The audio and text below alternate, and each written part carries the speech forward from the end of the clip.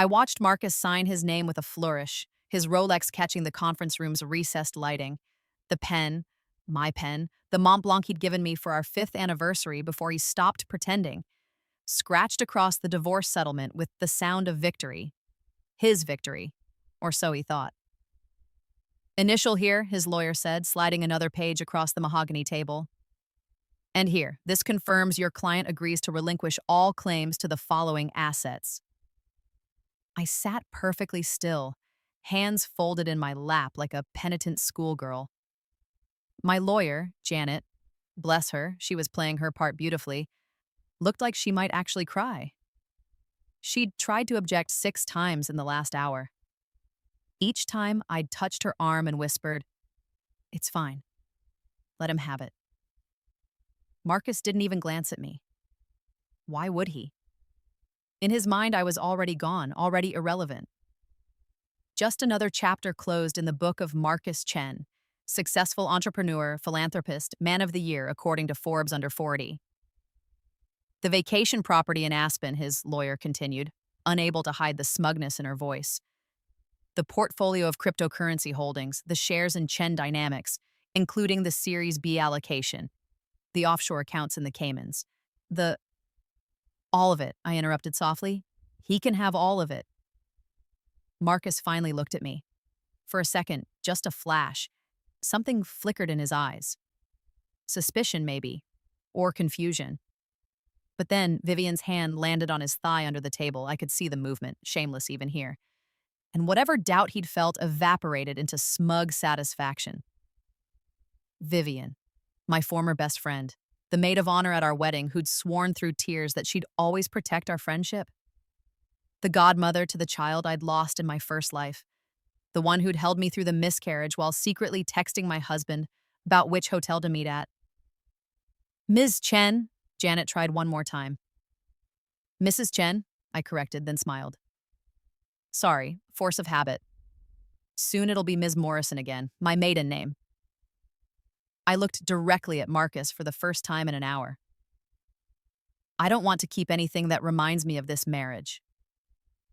His jaw tightened. He'd always hated when I went quiet, when I stopped fighting.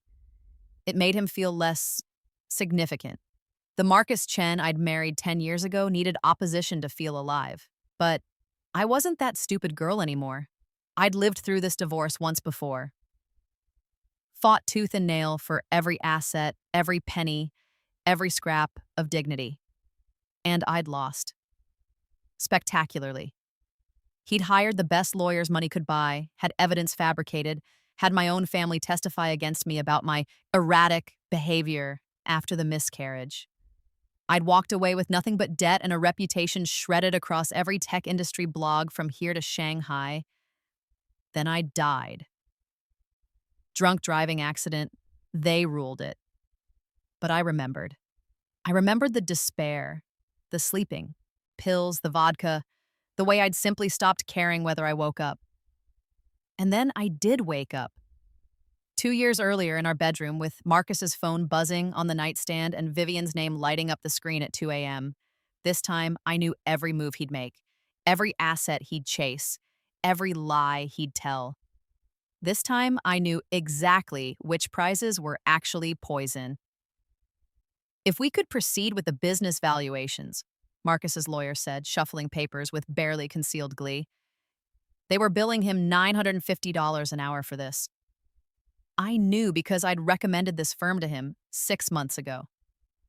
Chen Dynamics has been independently valued at $47 million, with your client's shares representing 62%, I said. He can have it all. I'll sign over my shares. I don't want any part of that company. Janet actually gasped. Marcus's lawyer paused mid-shuffle. Elena, Janet said, breaking protocol to use my first name. That company is half yours. You were instrumental in... I was a supportive wife, I said, making my voice small. Broken. But it was always Marcus's vision, his genius. I just want to move on.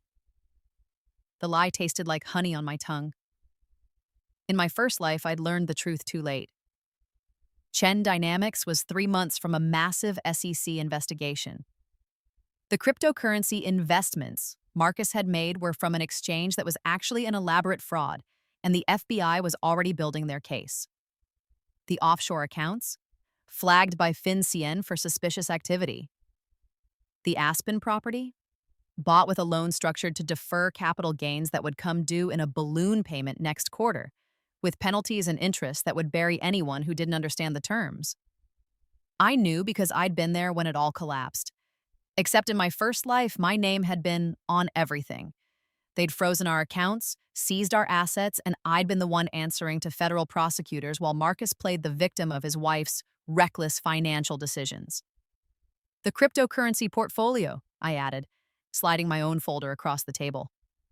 I had my financial advisor compile the complete list. Bitcoin, Ethereum, and those, what were they called, Marcus? The ones you were so excited about? Luna, he said, chest puffing with pride. And SafeMoon, got in early on both. They've already tripled. Impressive, I murmured. What I didn't say, Luna would collapse in 6 weeks, wiping out $40 billion in market cap. SafeMoon was already under investigation for being a pump and dump scheme. And every single one of those gains, unreported to the IRS. In my first life, I'd tried to tell him to declare them. He'd laughed at me, called me paranoid, said his accountant had it handled. His accountant was currently under investigation for fraud. I knew because I'd anonymously tipped off the IRS 3 months ago with documentation from my first life's court records. I'll need copies of the wallet keys, his lawyer said. Of course. I pulled a USB drive from my purse. Everything's here, 12 wallets, complete access. Marcus took the drive like a man accepting his crown. Vivian squeezed his hand. She was wearing my grandmother's ring, the one Marcus had lost 6 months ago. I'd watched her Instagram story yesterday, a close-up of her hand holding a latte, the ring prominently displayed, tagged with "Had New Beginnings." In my first life, I'd fought for that ring. Hired a private investigator, filed police reports, mourned its loss like a death. This time, I'd left it in the bathroom drawer where I knew she'd find it during one of her little visits while I was at work. Let her have it. The ring was worth $30,000. The tax evasion charges she'd face as an accessory to Marcus's schemes? Priceless.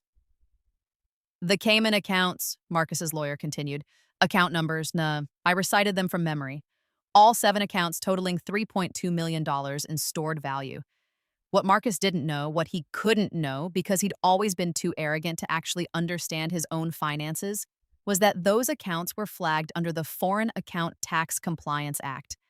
The bank had already filed their required disclosures with the U.S. government. The IRS was just waiting for someone to claim the money. Anyone who claimed it would owe not just taxes, but penalties for failing to report foreign accounts. The penalty was the greater of $100,000 or 50% of the account balance per violation per year. I'd consulted 3 different tax attorneys under fake names to confirm it. Marcus was about to owe the IRS somewhere around $6 million just on the Cayman accounts alone. And the Aspen property, Janet said weakly, making one last attempt. Elena, please, that's our daughter's. She caught herself. We weren't supposed to bring her up. The baby I'd lost, the grief that had nearly destroyed me. I don't have a daughter, I said, and this time my voice did crack because that part was real. That pain was real. Even Rebirth couldn't erase it. I don't have anything, so let him have the house. The house. Oh, the house. Marcus had been so proud when he'd bought it. All cash, he'd claimed. What he'd actually done was take a bridge loan from a private lender at 18% interest, secured against his company shares. The loan was structured to avoid appearing on our marital balance sheet. His lawyer's clever idea. The balloon payment was due in 45 days, $4.7 million, plus accumulated interest. And the property had dropped in value since purchase due to new zoning restrictions. He'd be underwater the moment he tried to sell. I knew because in my first life, I'd been the one served with foreclosure papers. The Series B shares, his lawyer said, moving to the final pages. These vest over the next 18 months according to the original terms. Your client agrees she has no claim to these? None, I confirmed. They were Marcus's deal, his negotiation. He earned them. What Marcus had earned was a tax time bomb. Series B shares came with a strike price, and the difference between strike price and current valuation was considered ordinary income in the year they vested. Marcus's 200,000 shares had a strike price of $2 and a current valuation of $85 per share. That was 16.6 million in ordinary income spread across 18 months. At a 37% tax rate, he'd owe about 6.1 million to the IRS plus state taxes. And since the shares were restricted and couldn't be sold for another 3 years after vesting, he'd have to come up with that cash from other sources. Sources that wouldn't exist after the SEC investigation, the crypto crash, and the offshore account penalties. In my first life, those shares had been split between us. The tax burden had been halved. We'd sold our actual liquid assets to cover it barely, and then the investigation hit. This time, I'd kept nothing liquid, nothing that could be seized or frozen, just my clean hands and my maiden name and my freedom. I think that's everything, Marcus's lawyer said, stacking the documents with a satisfied smile. We'll file these with the court tomorrow. The dissolution should be final in 60 days. Perfect timing, Vivian said, speaking for the first time. She squeezed Marcus's hand again, then looked at me with something that might have been pity if it weren't so obviously triumph. We were hoping to have things settled before the summer. Before their wedding, she meant. They'd already sent save the dates to all our mutual friends. A destination wedding in Santorini because subtlety had never been Vivian's strong suit. I hope you'll be very happy, I said, meaning every word. They'd be happy right up until the moment the first letter from the IRS arrived. Then the FBI. Then the SEC. Then the foreclosure notices. Then the margin calls as the crypto portfolio collapsed.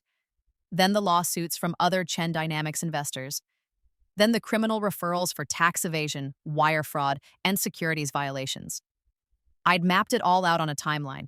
A beautiful, inexorable cascade of consequences, each one triggering the next, like dominoes made of gold-plated lead. The thing about Marcus was that he'd never actually understood money.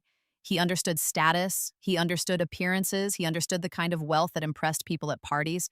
But the actual mechanism of money, the laws, the regulations, the boring details that separated legal from illegal, asset from liability, that had always been beneath him. In our marriage, I'd been the one who handled all that. I'd filed the taxes, managed the disclosures, read every contract. He'd signed where I told him to sign and never bothered to understand what he was signing. After the affair started, I'd stopped helping. Told him I was too emotional, too fragile. Suggested he hire professionals. He'd hired his college buddy's cousin, a guy who'd taken a 3-day course on cryptocurrency tax law and called himself an expert. That guy's mistakes alone would cost Marcus somewhere around $8 million in penalties and interest. Elena, Janet said as we walked to her car, I don't understand. You just gave him everything. Everything. Do you have some separate account he doesn't know about? Some plan? No separate account, I said honestly. No hidden assets. Then what? I have a job offer, I said. Head of financial operations at Stellar Dynamics. They're Chen's biggest competitor. The salary is $240,000 plus equity. I start Monday. Janet stopped walking. They're hiring you? They called me. Apparently someone anonymously sent them my actual resume, the one with all the work I did for Chen Dynamics that Marcus took credit for, the financial restructuring, the SEC compliance framework, the international expansion strategy. All things I'd done in my first life too. But that time, Marcus had presented them as his own ideas at board meetings while I sat at home recovering from my miscarriage. This time, I'd documented everything, kept copies. And when Stellar's CEO started sniffing around for inside information on Chen Dynamics' weak points, I'd made sure he saw exactly who'd been doing the real work. And you think that's enough? Janet said. A salary? After you just gave him millions in assets? Janet, I said gently, those aren't assets. They're liabilities he's too stupid to recognize. Every single thing he took today is either worthless, toxic, or comes with a price tag he can't afford. I didn't give him my share of our wealth. I gave him my share of our debts. She stared at me. The IRS will come for him, not me. I haven't touched those accounts in years. Never claimed to own them. The cryptocurrency? Registered in his name? The offshore accounts? He set those up before we got married, and I was never a signatory. The Aspen House? Title is solely in his name. His lawyer insisted on it during the purchase to protect the asset from any future marital claims. I smiled. Turns out that was great advice. My God, Janet breathed. You planned this. I survived this, I corrected. There's a difference. We reached her car. She unlocked it but didn't get in. Elena, I have to ask, did you know all this before? The investigation, the crypto crash, the tax problems? Let's just say I got very good at reading fine print, I said. And Marcus got very good at ignoring it. People always assume the wife doesn't understand the finances, that she's just signing what she's told to sign, nodding along, playing a supporting role. Marcus assumed that. His lawyer assumed that. Even you assumed that. I didn't. You did. Every time you told me I should fight harder, ask for more, get what I deserved, you assumed I didn't understand what I was doing? I touched her shoulder. I'm not angry. That assumption is what made this work. Everyone has to believe I'm too heartbroken, too emotional, too stupid to understand what I'm giving away. Janet shook her head slowly. When will he figure it out? The first IRS letter will arrive in about 3 weeks. It'll be a soft inquiry about the offshore accounts. Did you forget to file your FBAR? They're always polite at first. Then a week after that, Luna will collapse. He'll wake up to find half his crypto portfolio gone overnight. Then the bridge loan will come due. Then the SEC investigation will go public. Then, I shrugged, it cascades. Each problem makes the next one worse. He'll try to sell assets to cover debts, but everything he has is either frozen, worthless, or comes with tax consequences he can't afford. And Vivian? Vivian's name is on the Aspen House title, I said. He added her last week as a romantic gesture. She posted about it on Instagram, officially making our life together real, with a picture of the deed. So when the foreclosure comes, it'll hit her credit too. And since she's been wearing my grandmother's ring, which legally belongs to me since it was a family heirloom and not a marital asset, she's currently in possession of stolen property valued over $10,000. That's felony theft in this state. Janet actually laughed, a short, shocked bark of disbelief. You're terrifying. I'm careful, I said. There's a difference. The thing about revenge is that it's often confused with justice. Justice is blind and balanced and proportional. Revenge is personal and calculated and utterly without mercy. What I'd given Marcus wasn't justice. Justice would mean he'd simply lose what he'd taken from me. Money, time, dignity. What I'd given him was exactly what he valued most. The appearance of total victory, the bragging rights, the ability to tell everyone he'd won the divorce, and then I'd let reality do the rest. The next 3 weeks moved like clockwork. Monday, I started at Stellar Dynamics. The CEO, Richard Park, welcomed me personally. Your work on the Chen Dynamics restructuring is legendary, he said. We've been trying to reverse engineer your financial models for years. They're simpler than they look, I said. Marcus just preferred to present them as his own genius. Richard smiled. His loss, our gain. Wednesday, Marcus posted on LinkedIn about his amicable divorce and his excitement about Chen Dynamics' Series C funding round. The post got 12,000 likes. Vivian commented with a heart emoji. His mother commented, "So proud of my brilliant son." His mother, the woman who'd told me at Christmas that the miscarriage was probably for the best, since I was too emotional to be a good mother anyway. In my first life, she'd testified in the divorce that I was mentally unstable.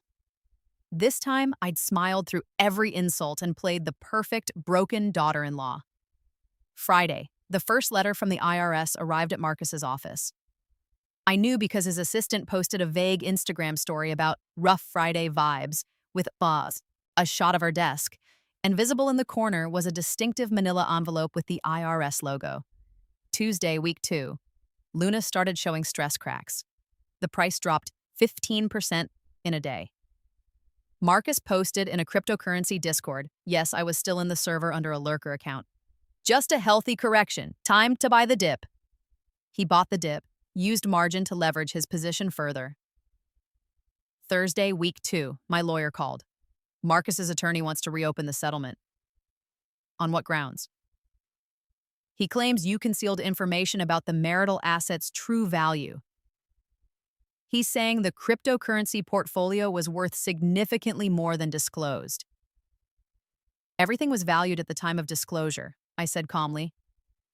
If the value changed afterward, that's not my problem. The settlement is signed. That's what I told them. They're agitated. I bet they are. Friday, week 2. Luna collapsed. Not slowly, catastrophically. The algorithmic stablecoin broke its peg, triggering a death spiral. $40 billion in market value gone in 48 hours. Marcus's portfolio, which he'd leveraged at peak, was suddenly underwater by millions. The margin calls started immediately. Monday, week 3, the bridge loan payment deadline passed. Marcus called me for the first time since the divorce. I need help, he said without preamble. I'm sorry to hear that. Elena, I'm serious. The bank is demanding $4.7 million. I don't have that much liquid capital right now. The crypto market is down and, Marcus, we're divorced. Your finances aren't my problem anymore. You know finances. You always did. I need advice. The accountant isn't answering my calls and the accountant is under investigation for fraud, I said. Didn't you know? It was in the news last week. Silence. Marcus? How do you know that? I read the news, I said. You should try it. There was also a piece about FBAR violations and offshore account penalties. Very interesting. Did you know that failing to report a foreign account can result in penalties of 50% of the account balance per year?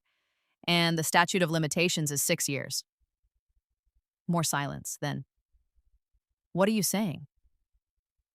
I'm saying you should hire a good lawyer. Actually, several lawyers. Tax, criminal, and bankruptcy would be my recommendation. In that order. You bitch, he hissed. You knew. You knew about all of this. I knew you were too arrogant to do your own due diligence, I said calmly. I knew you'd take everything without asking questions because that's who you are. You see something shiny and you grab it. You never look underneath. I'll sue you. You'll what? Sue me for letting you take exactly what you demanded? For giving you everything you wanted? Good luck with that. The settlement is signed. Your lawyers were there. You got exactly what you asked for. I could hear his breathing, ragged and panicked. The house. I need to sell the house. The house you put Vivian's name on? The one with the balloon payment due? Good luck.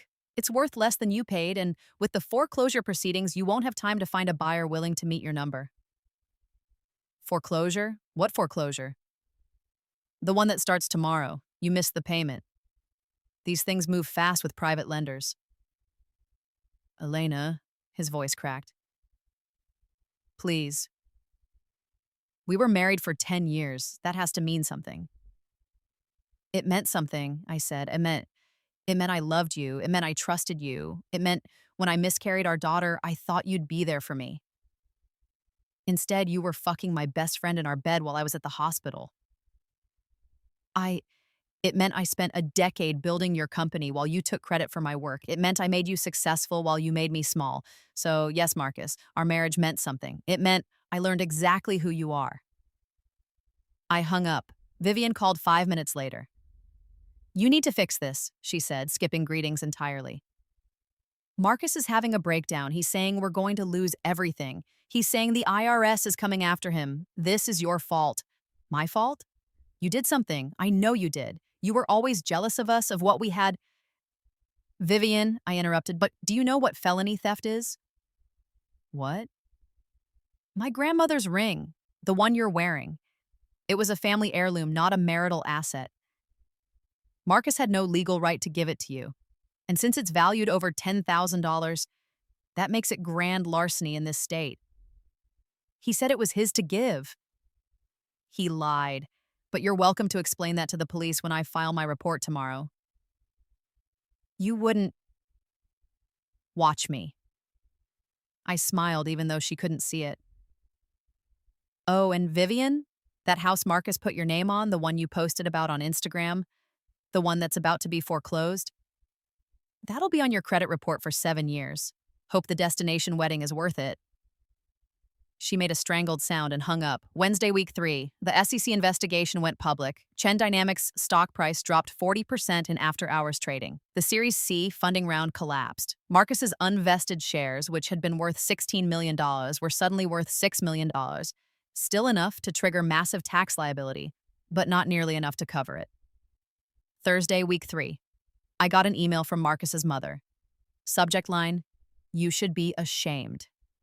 I deleted it without reading. Friday, week 3. The major crypto exchange Marcus had used went bankrupt.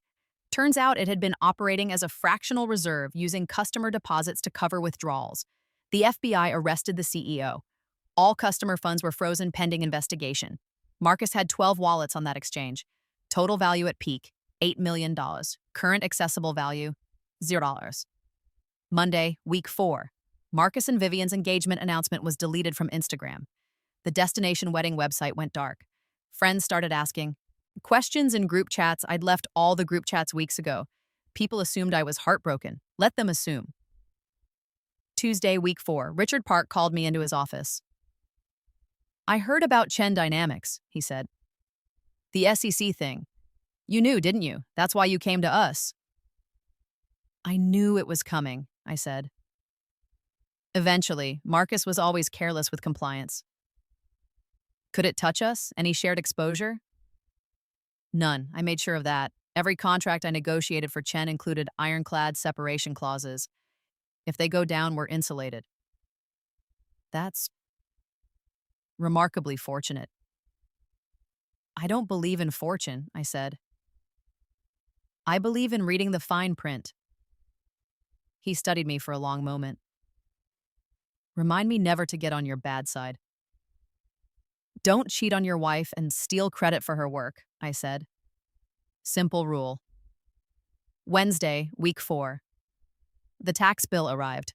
I didn't see it, of course, but I knew the date it would arrive. The IRS is remarkably consistent with their timing. First, the audit notice for the offshore accounts, then the demand letter for the cryptocurrency gains, then the assessment for the Series B income. Total damages with penalties and interest, $14.7 million. Marcus had maybe $200,000 in liquid assets left after the margin calls and crypto collapse. The house was in foreclosure. The company stock was worthless. The offshore accounts were frozen. He was $14.5 million in the hole, and bankruptcy wouldn't discharge tax debt. Thursday, week 4. Vivian moved back in with her parents. Her Instagram bio changed from entrepreneur, future Mrs. Chen, to finding myself, Romans 8:28. The ring was no longer visible in any of her photos. Friday, week 4, Marcus called again. I didn't answer. He left a voicemail. Elena. His voice was hollow, defeated. I understand now what you did, why you did it, and I need you to know that I know you won, okay? You won. I'm destroyed. Everything's gone. The company, the money, my reputation, the IRS is threatening criminal charges. Vivian left. My mother won't speak to me. She's mortified about the scandal. I've lost everything. A pause. Heavy breathing. And the worst part? The absolute worst part? You didn't even have to lie. You didn't fabricate evidence or sabotage me or do anything illegal. You just let me have exactly what I wanted. You gave me enough rope and I hanged myself with it. That's genius, Elena. Cruel, cold genius. Another pause. I keep thinking about the night you lost the baby, how you begged me to stay with you at the hospital and I said I had an important meeting. It wasn't a meeting, it was Vivian. We were at the Marriott downtown and you knew, didn't you? Even then, you knew. But you didn't say anything, you just got smaller, quieter, easier to ignore. His voice cracked. I thought that meant I'd won. I thought breaking you meant I was powerful, but you weren't broken, were you? You were planning. You were documenting. You were building a case so thorough, so perfect, that I'd never see it coming. How long, Elena? How long have you been planning this? I could have told him. Could have explained about the first life, the rebirth, the second chance. But he wouldn't believe me. Nobody would. I don't expect forgiveness, he continued. I don't even expect you to gloat. But I need you to know that I finally understand. I understand what I had and what I destroyed, and how stupid I was to think the money and the status and the affair were worth more than the person who actually loved me. A long silence. I'm sorry, Elena, for what it's worth, which I know is nothing. I'm sorry. The voicemail ended. I listened to it 3 times. Not because I felt any sympathy, not because some part of me wanted to forgive him, but because I needed to memorize that tone. That broken, defeated, finally understanding tone. That was the sound of justice. 3 months later, I was sitting in my new apartment, a clean, bright 2-bedroom in a building with a doorman and no memories, when Janet called. Thought you'd want to know, she said. The divorce is final. You're officially Elena Morrison again. Thank you. Also, Marcus filed for bankruptcy this morning. Chapter 7. The IRS is fighting it, but it looks like he'll be in debt for the rest of his life. He's moved back in with his mother, got a job at a car dealership, sales. How appropriate, I said. He was always good at selling things. Elena, Janet said carefully, I have to ask. The offshore accounts, the crypto exchange, the timing of the Luna collapse, that was all just coincidence? You couldn't have known all of that would happen. I'm very good at pattern recognition, I said. And Marcus was very predictable. That's not an answer. It's the only answer you're going to get. She sighed. You know, in 20 years of practicing law, I've never seen anything like what you did. It shouldn't have been possible. The precision, the timing, the way every single piece fell into place, it was always going to fall into place, I said. I just stopped holding it up. Another pause. Then, well, are you happy? I thought about it. Really thought about it. In my first life, I died broken and alone, destroyed by a man who'd never loved me and a system that blamed me for his crimes. I died believing I deserved it, that I'd been stupid and weak and fundamentally unworthy of better. This life, I'd survived. More than survived. I'd thrived.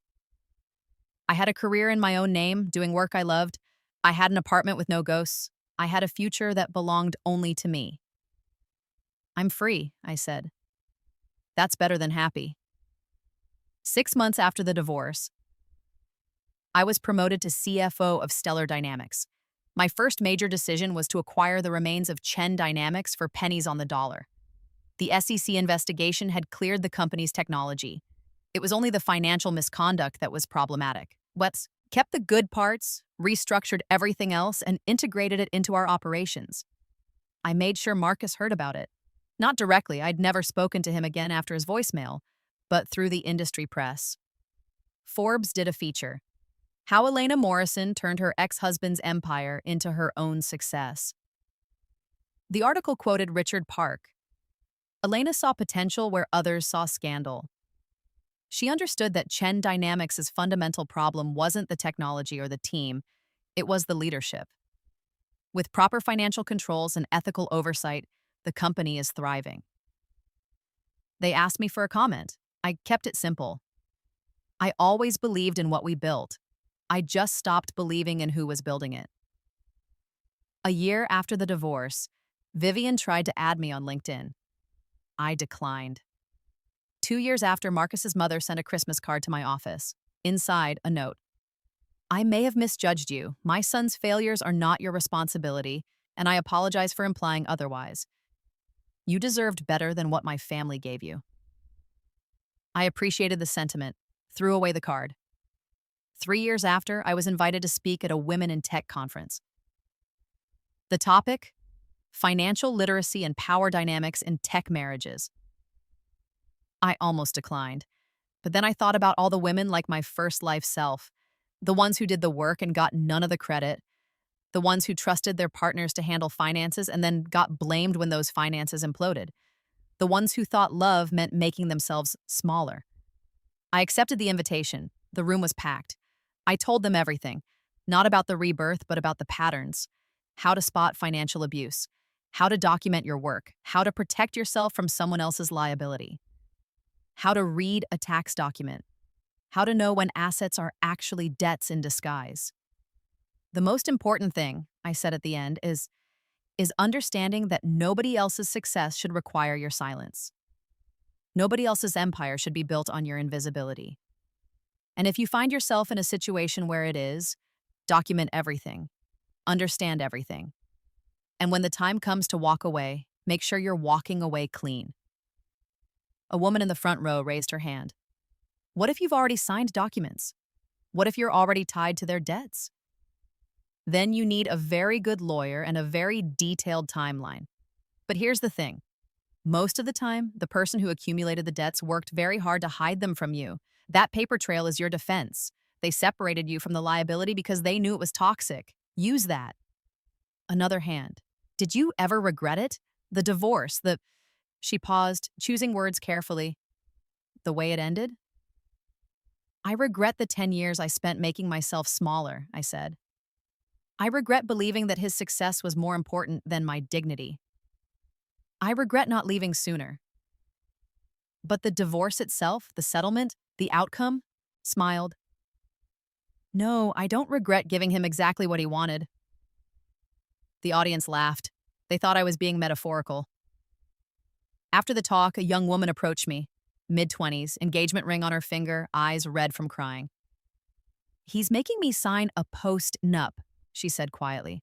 It puts all his business assets in a separate LLC. He says it's just for tax purposes, but you have a bad feeling, I finished. She nodded. Trust that feeling, I said. And before you sign anything, have an independent attorney review it. Not his attorney, not a joint attorney, your attorney. And make sure you understand every single clause. He'll be angry if I ask for that. Then he's not ready to be married, I said simply. Marriage is a partnership. If he's treating you like an adversary, you need to protect yourself accordingly. She thanked me, tears streaming. I gave her my card. 3 months later, she emailed me. She'd hired an attorney. The post-nup was a disaster. It would have made her liable for his business debts while giving her no claim to business assets. She'd refused to sign it. He'd called off the wedding. She'd dodged a bullet. Thank you, her email said. You saved my life. Or at least the next 10 years of it. I replied, you saved your own life. I just gave you permission to trust yourself. 5 years after the divorce, I met someone. His name was Daniel. He was a patent attorney, divorced like me, with a daughter from his first marriage. He'd heard me speak at a conference and asked me to coffee afterward.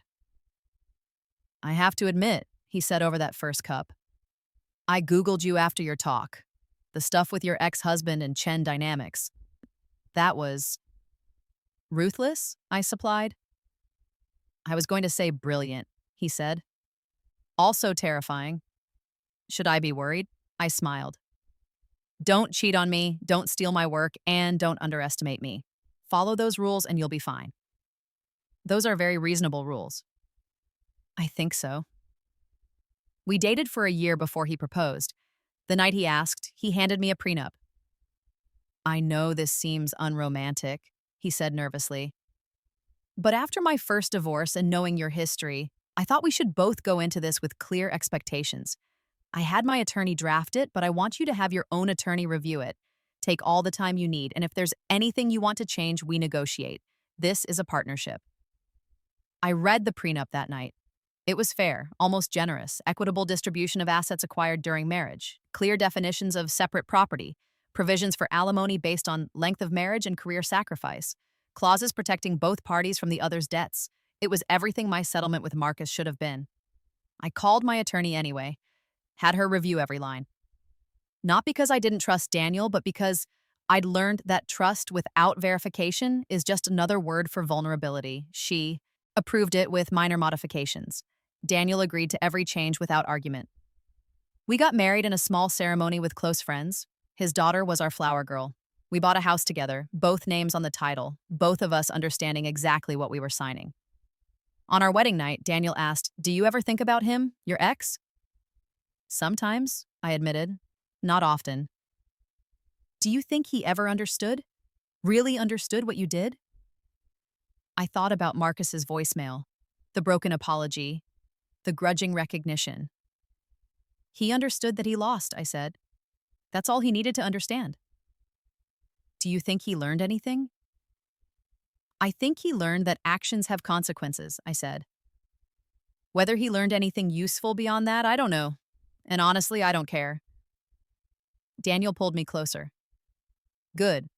He doesn't deserve your energy." "No," I agreed. He doesn't." 10 years after the divorce, I was giving a keynote at the same Women in Tech conference. The topic this time, building success after betrayal. The audience was 3 times the size of my first talk. I was introduced as Elena Morrison, CFO of Stellar Dynamics, who turned a devastating divorce into a masterclass in financial strategy and personal resilience. I took the stage and looked out at hundreds of faces. Women who'd been cheated on, gaslit, blamed, diminished. Women who were trying to figure out how to survive, how to rebuild, how to stop feeling like the villain in their own story. "I'm going to tell you something that might sound harsh," I began. "Your suffering is not noble. Your sacrifice is not romantic. And staying in a situation that diminishes you doesn't make you loyal. It makes you complicit in your own erasure." The room went silent. 10 years ago, I left a marriage where I'd become invisible, where my work was stolen, my grief was mocked, and my trust was weaponized against me. And when I left, everyone expected me to fight, to argue, to demand my fair share. I paused. Instead, I gave him everything. Every asset he wanted, I handed over. People thought I was weak, broken, too devastated to fight back. I smiled. What they didn't understand was that I'd stopped fighting for scraps from a burning building. I wasn't trying to win the argument. I was trying to win my life back. And sometimes the best way to do that is to let toxic people have exactly what they think they want. I told them about the tax bills, the investigations, the cascading failures, not to gloat, though I'd be lying if I said there wasn't satisfaction in the telling, but to illustrate a point. "The system is designed to protect people who understand it," I said. "If you're in a partnership where your job is to be decorative while they handle the complicated stuff, you're not in a partnership. You're in a hostage situation. And the only way out is to become more knowledgeable about your own finances than the person trying to control them." A woman in the back raised her hand. "What if it's too late? What if you've already signed things, already agreed to things you didn't understand?" "It's never too late to start understanding," I said. "It might be too late to undo certain things, but it's never too late to stop making it worse. Get your own lawyer, get your own financial advisor, get your own accountant, and most importantly, get copies of everything. Every document, every statement, every contract. Knowledge is power, but only if you have access to it." Another hand. "Do you ever regret how things ended? The fact that your ex-husband lost everything?" I'd been asked this question 100 times in 100 variations. My answer never changed. "I regret that he made choices that destroyed him," I said. "But those were his choices. I didn't force him to evade taxes. I didn't force him to take on debt he couldn't repay. I didn't force him to commit securities fraud. I just stopped protecting him from the consequences of his own actions." I looked around the room, and that's the real lesson here. For years, I'd been protecting him, catching his mistakes, cleaning up his messes, making him look smarter than he was. When I stopped doing that, When I let him face reality without my interference, reality destroyed him. That's not my cruelty, that's his incompetence. The applause started small, then grew. By the end, it was a standing ovation. After the talk, the same young woman from 5 years ago found me. She had a wedding ring now, different from the one she'd worn before. "You were right," she said, "about everything. I wanted to thank you in person." "You don't need to thank me," I said. "You saved yourself." "But you showed me it was possible," she said. "You showed me that leaving didn't have to mean losing, that I could walk away and still build something better." Behind her, I noticed another woman hovering, younger, maybe 23 or 24. She had that look, the one I'd probably had in my first life. Uncertain, wounded, trying to figure out if she was crazy or if the situation really was as bad as it felt. I caught her eye, smiled. She approached hesitantly. "Ms. Morrison, I'm sorry to bother you, but—" "You're not bothering me," I said. "What's your name?" "Sarah, I'm—" She stopped, started again. "My fiancé works in tech. He's building a startup and he wants me to invest my savings into it, but he won't give me equity because he says mixing business and romance is complicated. But he also wants me to quit my job and work for the company full-time doing marketing and operations. For free, until the company starts making money." "And you have a bad feeling about this," I said. Her eyes filled with tears. "Everyone says I'm being paranoid, that I don't understand business, that I should trust him because he's brilliant, and I'm just,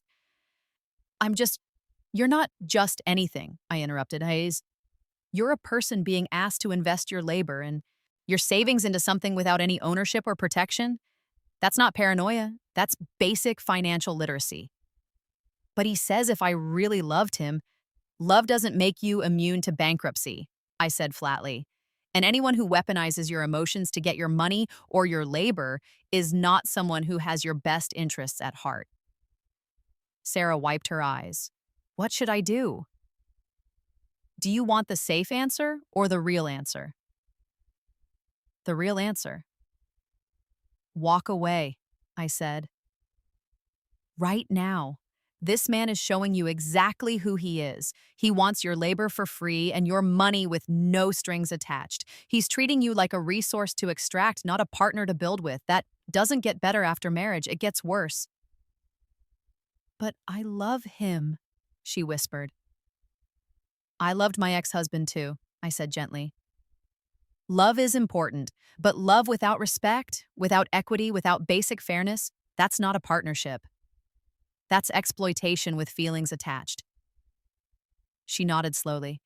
"Everyone's going to say I'm making a mistake, that I'm throwing away a good man." "Let them say it," I said. "In 5 years, you'll either be thanking yourself for leaving or wishing you had. There's no third option." She took my card, thanked me, walked away.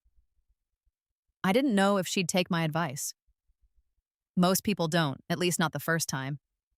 They have to touch the hot stove themselves before they believe it burns. But I'd planted a seed, given her permission to trust her instincts. That's all anyone had ever needed to do for me. Daniel found me in the corridor after. "Productive day?" "I think so," I said, saved a few marriages by preventing them. He laughed. "My hero." "Our hero," I corrected. "I do this for both of us. The less misery in the world, the better." "Speaking of which," he said, I got an interesting call today from Marcus." I stopped walking. "What?" "He called my office, asked if I could put him in touch with you. Said he needed to apologize properly, face to face." "No," I said immediately. That's what I told him, but he was persistent, said he's in therapy, said he's been sober for 3 years, said he's trying to make amends to everyone he hurt. "Good for him," I said. "He can make those amends without involving me." "That's what I figured you'd say." Daniel paused. "He's working as an accountant now for a small nonprofit. Makes about $45,000 a year. He's still paying off his debts. Will be for the rest of his life. But he says he's content, that he finally understands what actually matters. I processed this, Marcus humble, Marcus sober, Marcus accepting the consequences of his actions with grace. That's nice, I said. I hope it's true, but it doesn't change anything. You don't want closure?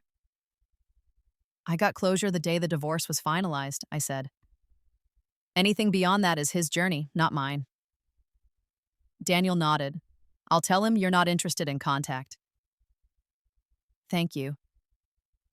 We walked to the car in silence. As Daniel drove, he said quietly, I've never asked, but I've always wondered. Was it worth it? The revenge, I mean. The years you spent planning it? Was the satisfaction worth the energy?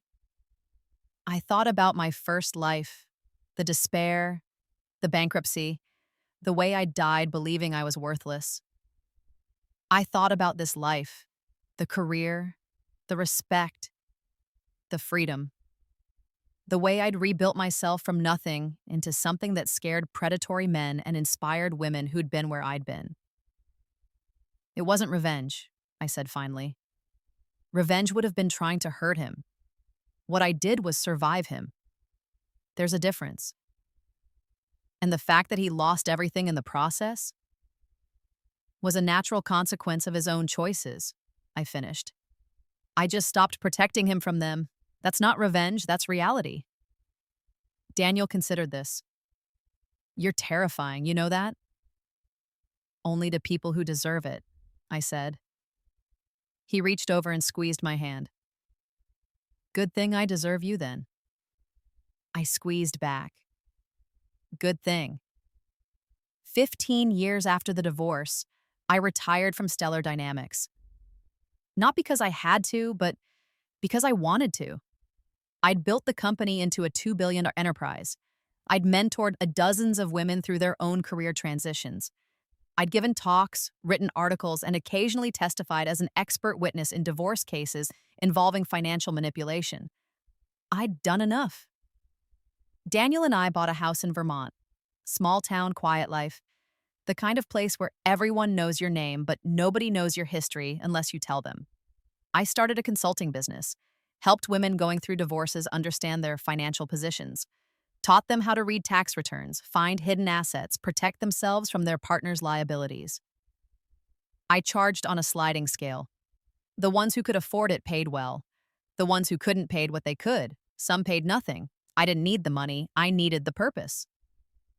One day, a woman named Jennifer came to my office. She was 38, married for 12 years, 2 kids. Her husband was a successful day trader. She had a bad feeling about their finances. He won't let me see the accounts, she said. Says I wouldn't understand them, says it's complicated. But I know we're living beyond our means. The cars, the house, the private school.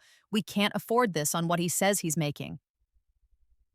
Do you have access to any financial documents? I asked. His laptop, she said. He leaves it open sometimes. I've taken screenshots. Show me. She did. It took me 10 minutes to see the pattern. Over-leveraged positions, margin calls being covered by new margin debt, unreported gains mixed with fraudulent wash sales to defer taxes. Your husband isn't a successful day trader, I told her. He's a gambler on a winning streak who's about to lose everything, and when he does, they're going to come after marital assets. What do I do? I walked her through it, documento, everything. Open accounts in her name only. Start separating finances quietly. Consult a forensic accountant. Prepare for divorce before the house of cards collapsed. Will I lose everything? She asked. Not if you're smart, I said. And not if you move first. 6 months later, she emailed me. She'd filed for divorce. Her husband had tried to fight it, but the forensic accountant had uncovered everything, the hidden debts, the tax evasion, the risky trades. The judge had ordered complete financial separation. 2 months after that, her ex-husband's trading account was margin called. He lost $3 million in a week, filed for bankruptcy. Jennifer and her kids were safe, protected, free. You saved my life, her email said. I replied, you saved your own life. I just showed you where the exits were. 20 years after the divorce, I got a letter. It arrived at my Vermont house in a plain envelope forwarded from my old address. The return address was a P.O. box in Oregon. No name. Inside, a single page. Handwritten. Elena, I don't expect you to respond to this. I don't even know if you'll read it. But I'm writing anyway because my therapist says I need to acknowledge what I did. And this is the only way I know how. I destroyed the best thing in my life because I was too arrogant to see its value. I took your work and called it mine. I took your love and betrayed it. I took your grief and mocked it. And when you tried to hold me accountable, I fought you with everything I had. You gave me exactly what I wanted in the divorce. At the time, I thought I'd won. I thought I'd gotten away with something. I bragged to my friends. I felt powerful. Then the bills came, the investigations, the lawsuits. And I realized what you'd done. You'd given me enough rope to hang myself with, and I'd tied the knot with a smile on my face. I spent years hating you for that. Years thinking you were cruel, vindictive, evil. But here's the thing I finally understand. You didn't destroy me. I destroyed myself. You just stopped protecting me from the consequences of my own choices. I'm writing this from a one-bedroom apartment in Portland. I work as a bookkeeper for a small nonprofit. I make $48,000 a year. I still have debt. I'll probably die with debt. I haven't been in a serious relationship since Vivian left. I see my mother once a year, and I'm okay with it because this is what I deserve. This is the life I built with my own hands, my own arrogance, my own cruelty. I heard you got remarried. I'm glad. I heard you're successful and happy and doing good work helping other women. I'm glad about that too. I don't expect forgiveness. I don't deserve it. But I need you to know that I finally understand. I understand what I had. I understand what I destroyed, and I understand that some mistakes don't get second chances. I hope you're happy, Elena. Really happy. Not just successful or comfortable or fine, but actually genuinely happy. Because you deserve that. You always did. I'm sorry for everything. M. I read the letter 3 times, showed it to Daniel. Are you going to respond? He asked. I thought about it, really thought about it. In my first life, an apology like this would have meant everything, would have validated my pain, would have given me the closure I desperately needed. In this life, I didn't need it. I'd built my own closure, my own validation, my own peace. No, I said. This letter isn't for me. It's for him. He needed to write it. I don't need to respond to it. You don't feel anything? Daniel asked. No satisfaction? No vindication? I feel neutral, I said.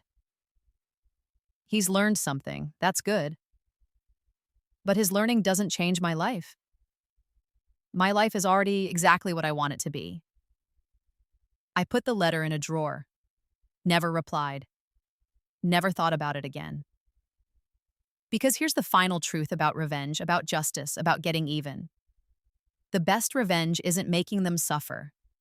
It's building a life so complete, so fulfilling, so entirely yours that their suffering becomes irrelevant.